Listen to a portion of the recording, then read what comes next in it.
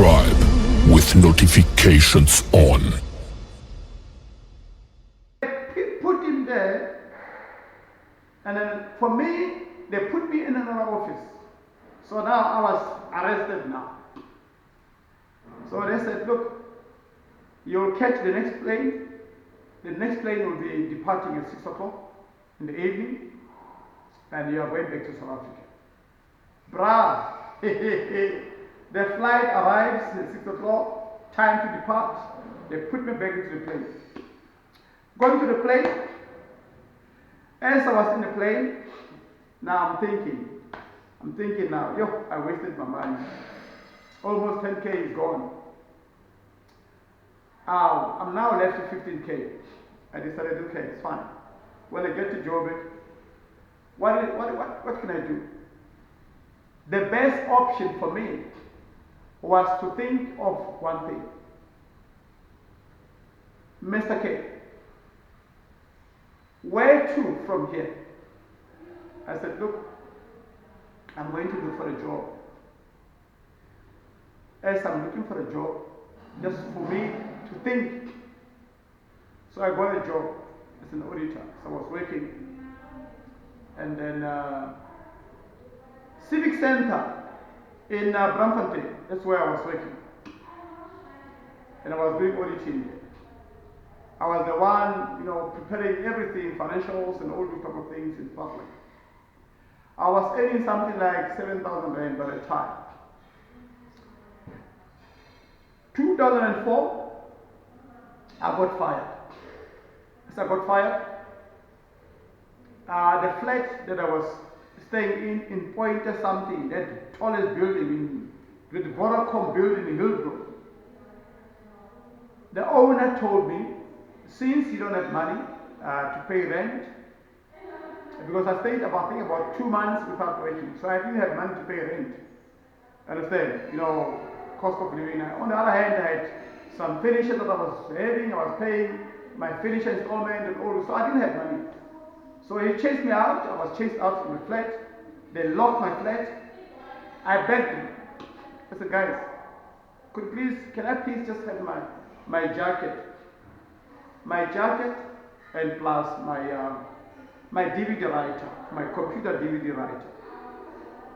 I said, okay, I'll take this computer DVD writer.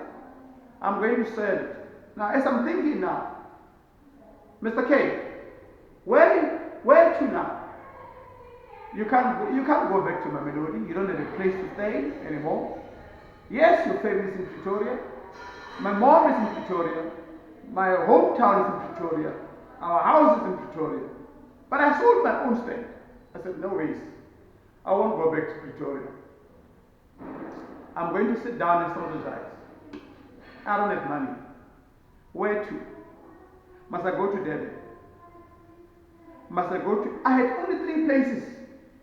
Durban, East London, and Cape Town. I never thought of PE. Durban, East London, and Cape Town. I said, look, I will rather go to Cape Town. That was me now. Do you remember that bus, SA Road Link, when they were still operational? That bus that used to get stuck on the road, sometimes but the bus overturned with people and all those sort of things. That's why the government decided to scrap out that company. So, it was very bad for them. I don't know what was happening. I don't know who was servicing the buses. But the buses were getting stuck left and right. So there was Greyhound, there was Intercape, and there was this SA Road Link. So I decided, let me go to Park Station. Listen to me, I had 300 rand. I sold my DVD to a Nigerian shop there. They bought it. So I took my 300 rand, I went to Johannesburg station, bought a ticket, bus ticket. The bus ticket was 299. There was 1 rand left. So that 1 rand, I told myself, I'm going to keep it in my pocket. When I arrived in Cape Town. I'm going to use it to make calls. I will look for a job.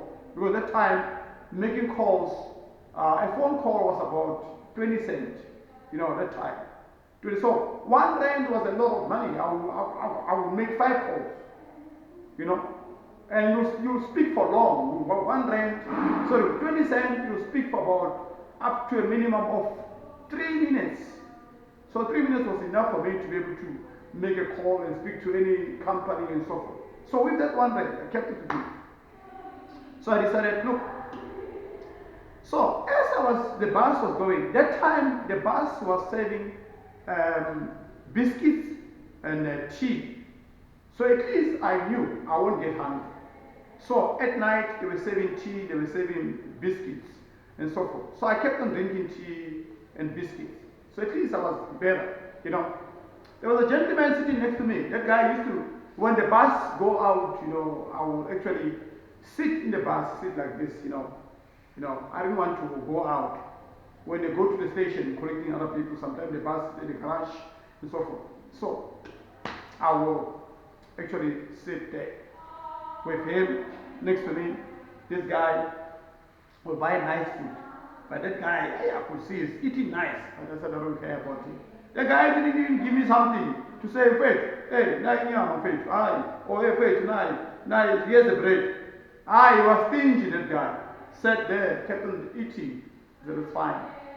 I was okay. Sit like this in the bus. The bus is going.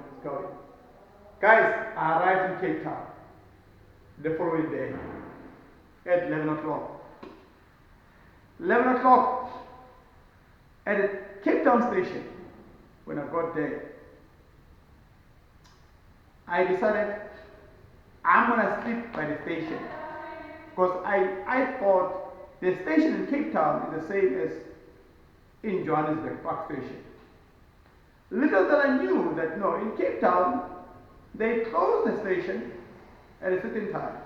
I think it was around to 8, somewhere there. They told me, hey, bro, time, go out. We're going to close the station. So they closed the station, I went out. So now I'm scared now. It's late at night. So I said, where am I going to sleep now? I decided now, let me start begging people for places to sleep. I went to many guys, approached many guys.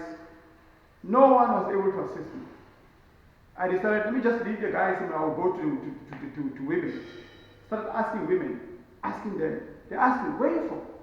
I am from Johannesburg. Actually, I was in Johannesburg, but I'm living in Pretoria. Hey, immediately once they hear you telling them that you are from Johannesburg, how they run, they leave you, they leave me, and say, sorry, Puti. And that time, remember, I don't know nothing, I don't understand Xhosa, nothing, But luckily for me, because I could understand Zulu, Zulu and Xhosa are almost the same. So I could understand their language,